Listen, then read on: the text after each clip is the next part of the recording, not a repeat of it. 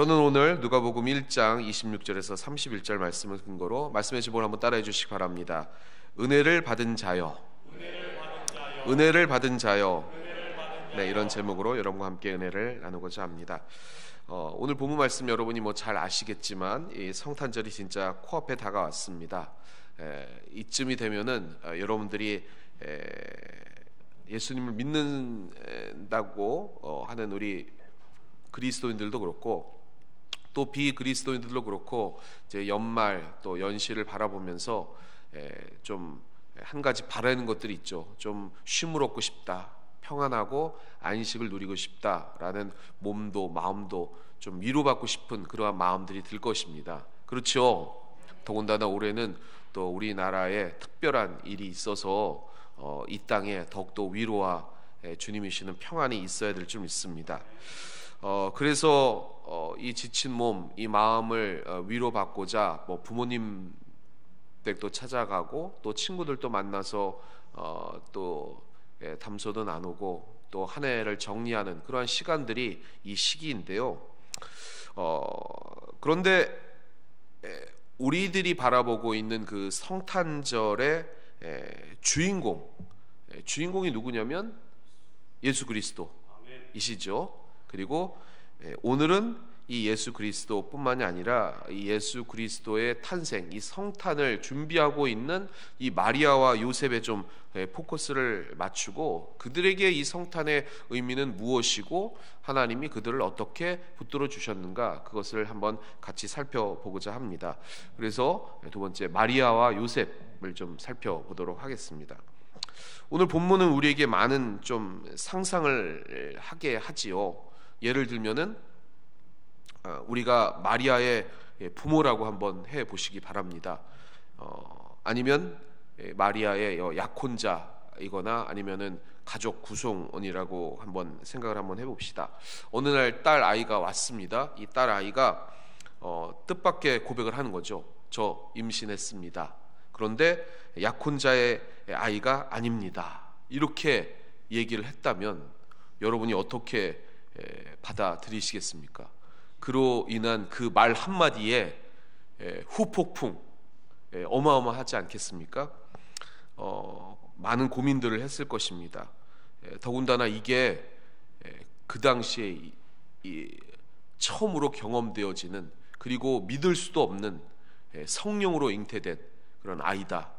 정말 더군다나 더 큰 혼란에 빠졌을 것입니다. 자신의 피가 섞이지 않은 아이를 가진 그 처녀와 결혼하려고 하는 이 요셉도 마음이 아마 정말로 큰 충격이고 싱숭생숭할 것이었습니다. 그리고 딸 아이를 시집 보내는 그러한 친정 부모라든지 그 며느리를 맞이하는 이 시댁 부모라든지 모두 다 이 한마디 때문에 발칵 아마 다 뒤집혔을 것입니다.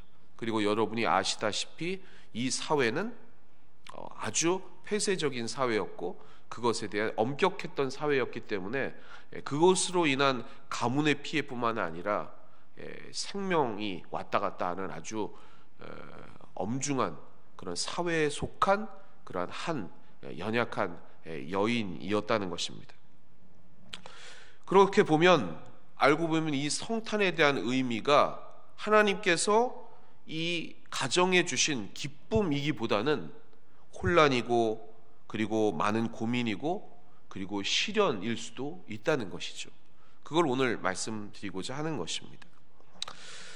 누가복음 1장 오늘 본문 말씀 31절을 같이 한번 합독해 보겠습니다. 시작.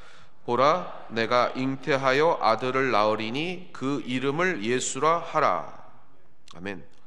그런데 여기서 우리가 주목해 봐야 할 그러한 사실이 있습니다. 정작 당사자 마리아는 이 수태고지를 이 가브리엘 천사로부터 받고 그것을 그대로 순종했다는 것입니다. 상식적으로 이게 너무 충격이기 때문에 그렇지 않습니까? 그냥 본인은 처녀인데 잉태했다는 것 믿어지지도 않은 것이고 그게 성령으로 됐다 이런 것도 믿어지지도 않은 것이고 그것을 받아들이고 어떻게 해야 할지도 아마 한 발걸음도 내딛지 못하는 그런 있을 수 없는 사건에 대한 충격이었을 텐데 그걸 그냥 받아들이고 있다는 것입니다. 그냥 상식적으로 이거는 제가 부모님하고 한번 상의를 해봐야 되겠습니다. 아니면 부모님께 얘기해 주시든지 저한테 얘기했던 거를 또 그냥 알려주십시오. 제가 어떻게 될지 모르겠습니다. 이게 상식선에서의 태도인데 이 마리아는 이것을 듣고 그냥 순종했다는 것입니다. 여러분이라면 그 얘기를 듣고 지금도 이렇게 열린 사회에서도 어마어마한 충격인데 그걸 듣고 알겠습니다. 이렇게 순종하시겠습니까? 순종하십니까? 천사가 나타나서 했으니까 이건 하나님의 뜻이다. 아멘 이러고 순종해요? 아니잖아요. 예. 이게 왜 이랬을까? 이것을 그대로 순종한 마리아의 뜻은 무엇일까? 왜 그랬을까? 저는 이 말씀을 묵상하다가 아마 마리아를 만난다면, 저 천국에서 만난다면 마리아가 그렇게 얘기했을 것 같습니다. 저 이거 다 생각하고 한 말입니다. 세상과 싸우고자 하시는 그러한 하나님의 의도를 제가 알고 거기에 찬성한 겁니다. 이렇게 저는 마리아가 얘기했을 거라고 생각을 합니다.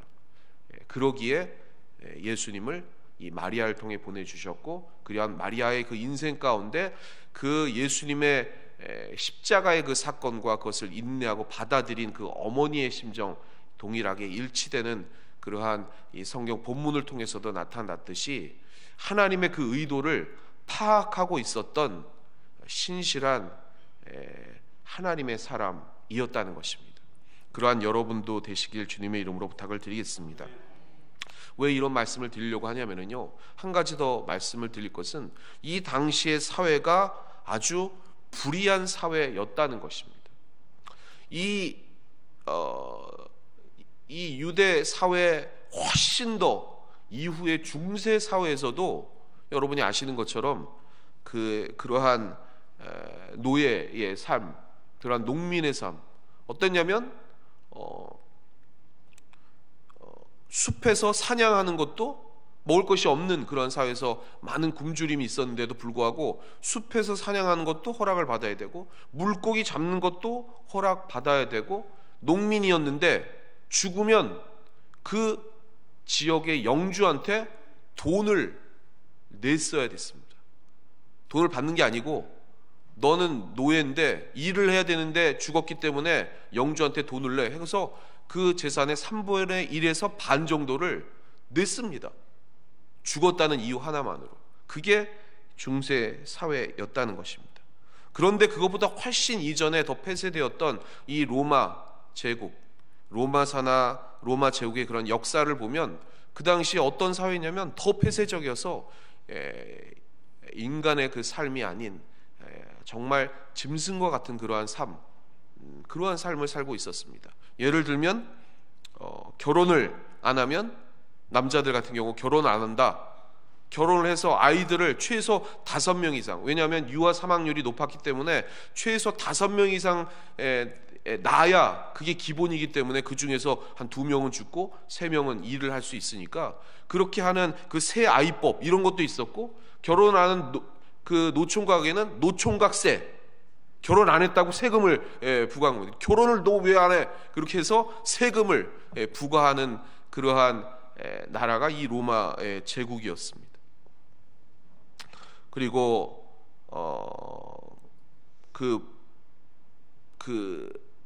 부모가 이렇게 죽으면 모든 재산을 그냥 다 압류당하는 그러한 사회가 바로 이 사회였다는 것입니다.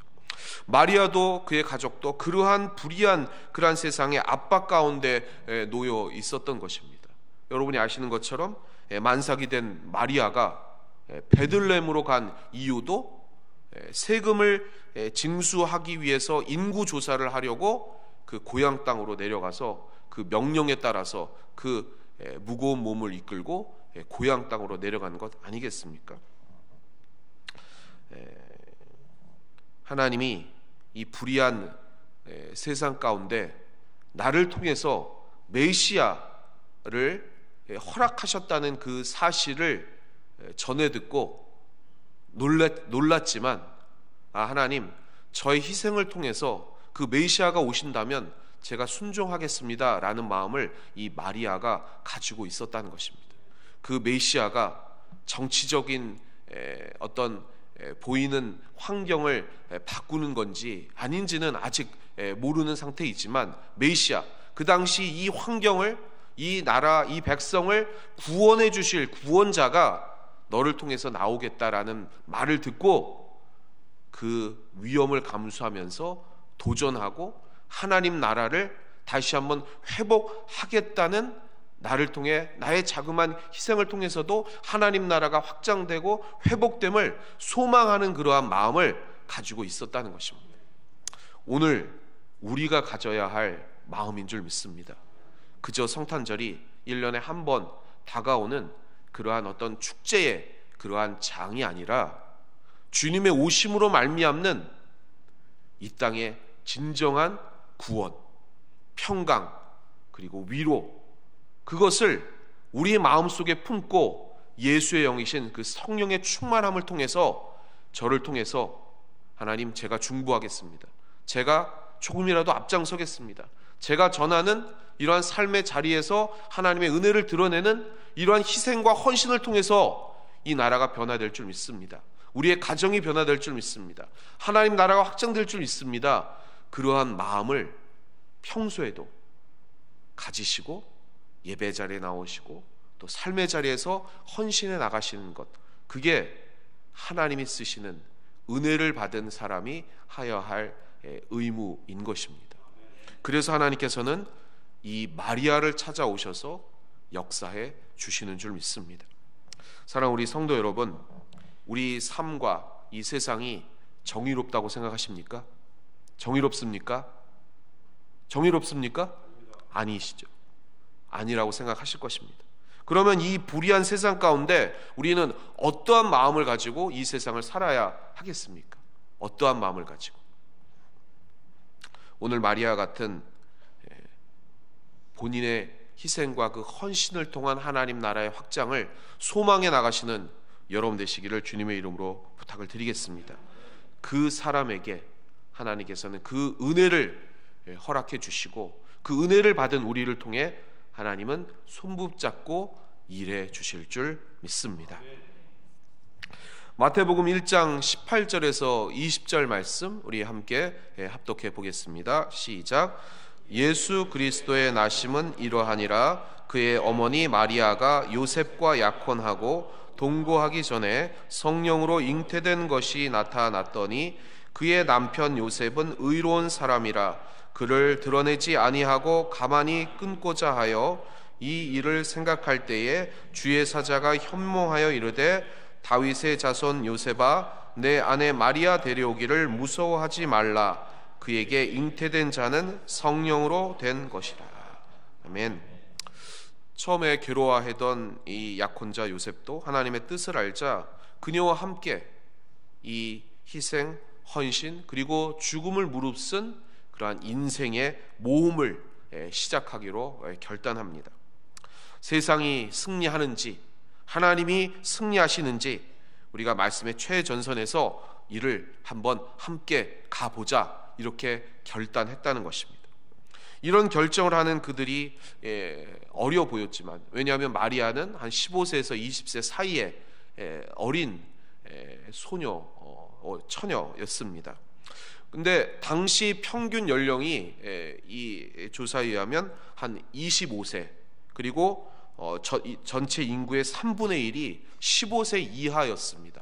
그러니까 이들이 어린다고 할지라도 이러한 자신의 인생을 결정할 그러한 나이가 충분히 그 당시에 보면 찼을 것입니다. 그래서 하나님께서는 선택을 그들에게 하라고 했고, 그들은 이러한 인생의 위협 그리고 어려운 결단을 통해서도 하나님께 헌신하기로 작정해서 그 길, 가시밭 같은 길이지만 그 길을 가려고 결단한 것입니다.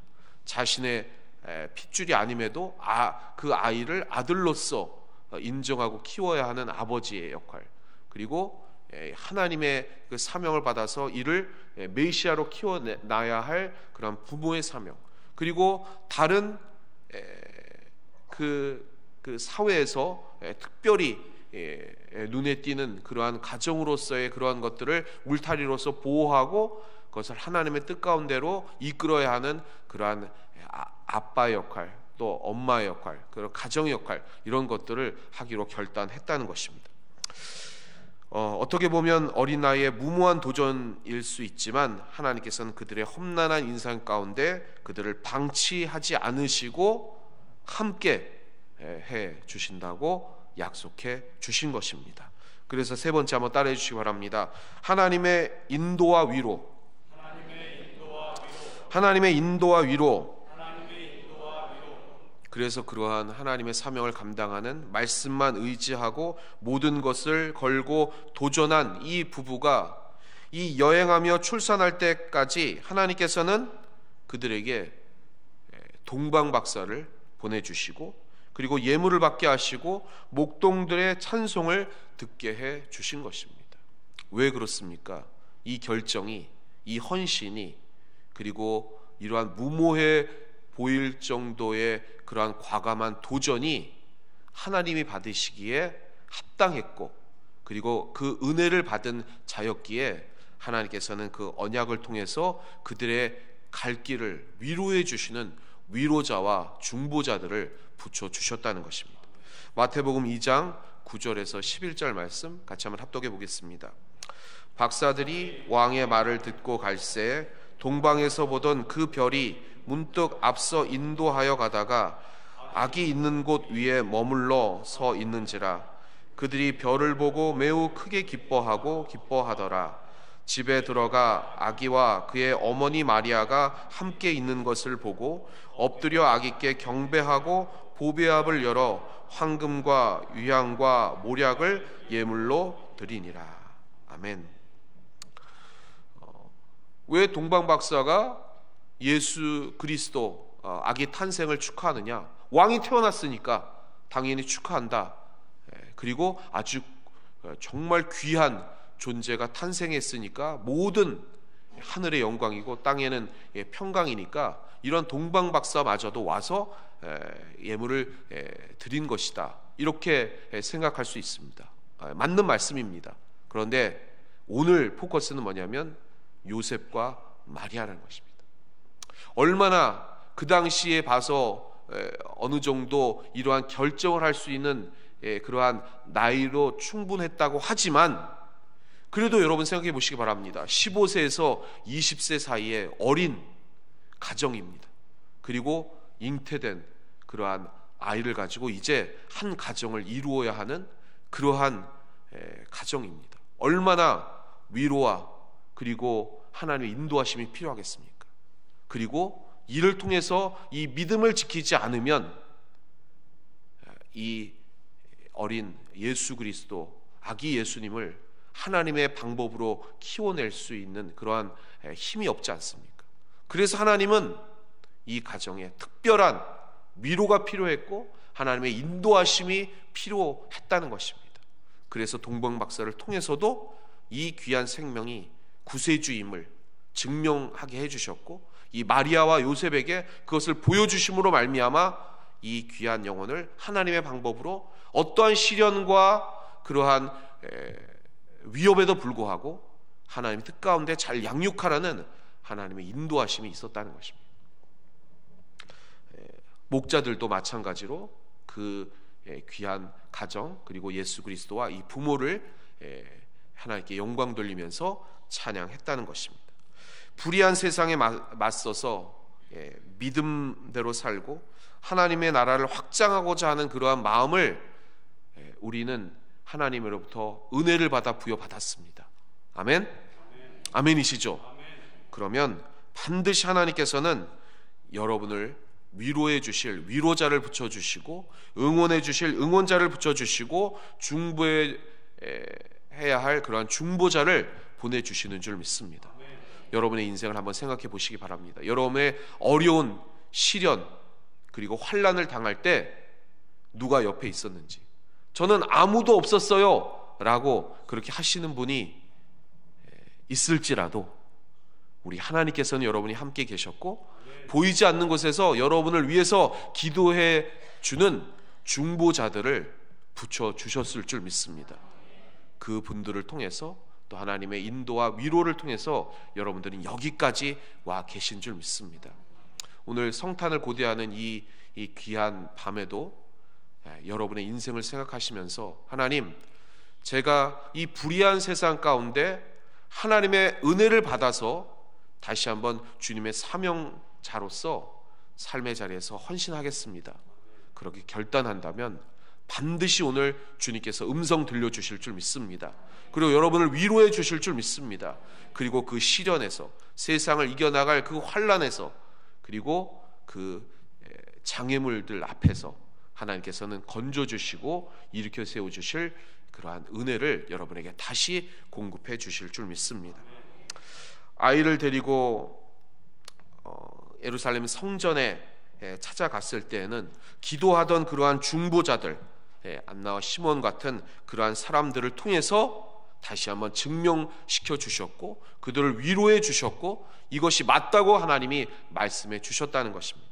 누가복음 2장 28절에서 33절 말씀 같이 한번 합독해 보겠습니다. 시몬이 아기를 안고 하나님을 찬송하여 이르되 주제여 이제는 말씀하신 대로 종을 평안히 놓아 주시는도다. 내 눈이 주의 구원을 보았사오니 이는 만민 앞에 예비하신 것이요 이방을 비추는 빛이요 주의 백성 이스라엘의 영광이니이다 하니 그의 부모가 그에 대한 말들을 놀랍게 여기더라. 아멘. 여기까지 이 아기 예수의 탄생과 함께했던 그 수많은 시련과 어려움에도 하나님이 함께 하셨음을 알지만 그래도 이 가정이 정말 하나님이 이끄시는 걸까? 이 길이 맞는 걸까? 고민 계속했겠죠. 그래서 오늘 다시 한번 하나님께서는 이 시몬을 통해 그동안 평생 성전에서 중보하고 메시아를 기다렸던 이 시몬을 통해 오늘 말씀으로도 다시 이 부모를 위로해 주시고 인도해 주셨다는 것입니다. 이 말을 듣고 얼마나 위로함을 받았으면 그에 대한 말들을 놀랍게 여기더라. 아, 하나님의 말씀이 정말 맞았구나. 그렇게 성전에서 여지껏 메시아를 위해서 기도했던 저 거룩하고 그리고 경건한 사람이 다시 우리를 위로해 주는구나. 이 길이 맞구나. 그렇게 생각했다는 것입니다. 이 모든 일들이 첫 번째 말씀드린 것처럼 아기 예수 그리스도에 대한 찬양임과 동시에 두 번째 위험을 무릅쓰고 세상에 맞서 하나님의 나라를 성취하고자 하는 이 부모, 이 요셉과 마리아를 위로하고 인도해 주시는 하나님의 역사가 있었다는 것입니다. 그것을 믿으시고 다시 한번 우리의 삶에 펼쳐진 그러한 수많은 하나님의 그 나라를 향해 나가고자 하는 그러한 우리의 의도가 꺾이지 않도록 오늘도 기도하시고 성령 충만함으로 주님의 도우심을 의지해 나가신 여러분 되시기를 바랍니다. 어떤 사람은 얘기합니다. 마리아가 이러한 모험과 도전에 대한 값을 톡톡히 치루었다. 왜냐하면 자신이 지켜보는 그 눈앞에서 자신의 그 장남이 십자가에 못 박혀 죽는 것을 보았기 때문이다. 이렇게 얘기를 합니다.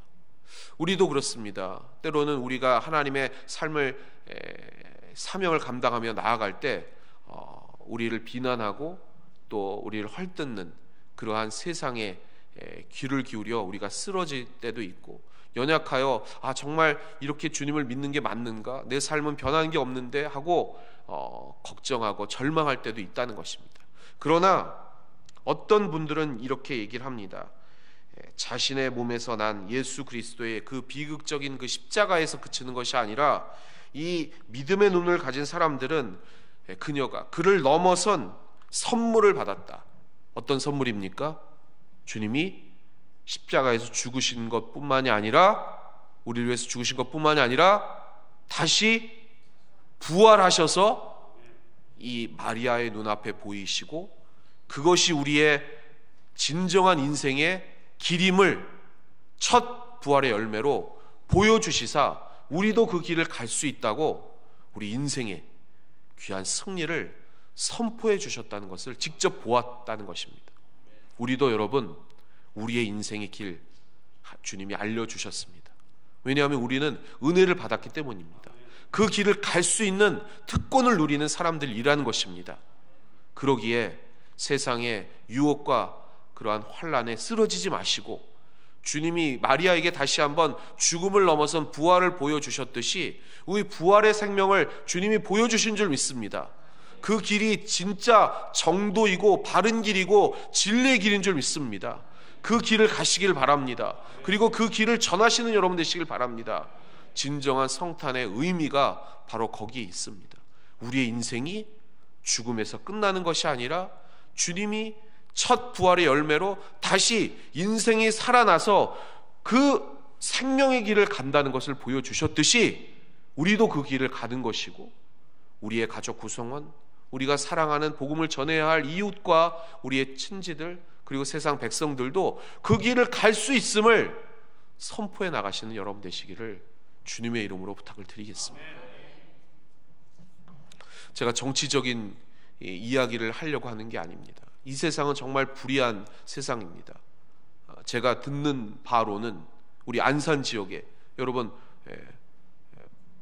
뭐라 그러죠? 내란버거라고 하나? 안산 지역의 어떤 햄버거 가게에서 이 계엄을 논의한 아주 핵심 요인들이 모여가지고 햄버거를 먹으면서 너는 뭘 해, 너는 뭘 해, 뭐 이렇게 했다고 이렇게 기사를 봤습니다. 근데 제가 더욱더 놀란 건 뭐냐면, 그것을 지시한 그러한 사람이 이 안산 지역의 전 정보사령관이었는데, 어떤 나쁜 짓을 해가지고 강제 전역을 한 다음에 활동을 뭘 했냐, 점집을 운영하는 그러한 무당 그러한 사람이었다는 겁니다. 어떻게 별을 다른 사람이 이 점집을 운영을 해가지고 거기서 이 점을 치는 아주 모범적인 점술가라고 주위의 평이 그렇게 났다고 하는데, 그 사람이 어떻게 이 계엄에 연관돼서 우리 국민에게 충격을 주는 그러한 일에 들어가서 그것을 했는지, 왜 그랬을까요, 여러분? 자, 정치적인 얘기를 하려고 그런 게 아닙니다. 불의한 세상이기 때문에 그런 겁니다. 그러한 다 영적인 그러한 세계의 불의, 그냥 세상이 보이는 그 불의가 아니라 하나님의 도와 맞서는 그 흑암의 세력의 역사가 있다는 겁니다. 이 세계는. 그것을 우리는 끊고 이 세상이 죽음으로 끝나는 것이 아니고 진정한 진리의 부활의 생명을 여러분들이 전하셔야 되는 사명이 있다는 것입니다. 그 사람에게 그렇게 결단하고, 이 요셉과 마리아처럼 결단하고 하나님의 은혜로 세상을 바꿔보겠다는 그러한 각오와 결심하는 사람에게 주님은 오늘 이렇게 말씀하십니다. 누가복음 1장 28절 말씀, 결론입니다. 우리 같이 한번 합독해 보겠습니다. 그에게 들어가 이르되 은혜를 받은 자여 평안할지어다, 주께서 너와 함께 하시도다 하니. 아멘. 우리 옆에 계신 분들에게 이렇게 말씀해 주시길 바랍니다. 은혜를 받은 자여 평안할지어다, 이렇게 말씀해 주시기 바랍니다. 은혜를 받은 자여 평안할지어다, 은혜를 받은 자여 평안할지어다. 다시 한번 또 말씀해 주시기 바랍니다. 주께서 당신과 함께 하십니다. 주께서 당신과 함께 하십니다. 주께서 당신과 함께 하십니다. 아멘. 우리 신앙 공동체에도 여러 가지 또 가정의 문제뿐만이 아니라 또 우리 신앙 공동체에서도 여러 가지 문제가 생기고 갈등이 생기고 대립이 생겨서 제가 최근에 좀 마음도 아프고 힘이 들지만 어제 찾아오시는 목사님이 그러시더라고요. 요새 좀 많은 나라의 문제도 있고 교회들 간의 문제도 있는데 문제가 없는 교회는 그건 교회가 아니라고 그러더라고요. 왜냐하면 그렇잖아요. 문제가 없이 조용한 교회는 흑암의 세력이 그냥 놔둬도 그냥 될 만한 교회다라고 생각하고 그냥 놔두는 겁니다. 근데 뭔가 이런 결단과 각오를 하고 하나님의 일을 감당한다고 하면 이 흑암의 세력이 불의한 세상이기 때문에 가만 놔두겠습니까? 안 놔두겠습니까? 가만 안 놔두죠. 예, 가만 안 놔둡니다. 가만히 놔두는 교회는 그게 교회가 정상적인 교회가 아닙니다. 오늘 결론입니다. 그래서 어떻게 해야 되느냐? 오늘 말씀을 기억해야 된다는 것입니다. 그렇게 결단을 안 하면 그냥 세상 사람들이 평안히 살면 문제가 없습니다. 그런데 그러한 결단과 각오를 하면 언제든지 흑암의 세력이 우리를 괴롭힌다는 것입니다. 그러면 어떻게 해야 되느냐? 그것을 우리 주님이 알기에 이 마리아에게 얘기한 것처럼 은혜를 받은 너희들, 하나님 나라를 확장하고 그 하나님의 세계를 이루고자 하는 그 헌신과 결단을 통해서 한 발 한 발 표대를 향해서 나아가고자 하는 너희들, 은혜 받은 너희들 평안해라. 왜 그렇습니까? 내가 너와 함께 있기 때문이다. 이게 주님의 말씀입니다. 이 세상 혼란하고 불의하고 정말 흑암의 세력의 그 준동을 통해서 혼란한 세상입니다. 그런데 이 세상에 주님이 오셔야만 진정한 평안이 있는 것입니다. 여러분의 가정에도, 여러분의 삶에도, 우리 이 신앙 공동체에서도, 더 나아가 이 땅과 열방에서도 그 문제나고 대립하고 갈등하는 곳에 주님이 임재해 주셔야 진정한 평안이 있는 것입니다. 그것을 믿으시고 오늘도 그러한 결단과 각오를 통해서 그 자리를 박차고 이루셔서 주님 나라를 확장해 나가시는 요셉과 마리아 같은 하나님의 사명을 감당하는 여러분 되시기를 주님의 이름으로 축원합니다. 축원합니다.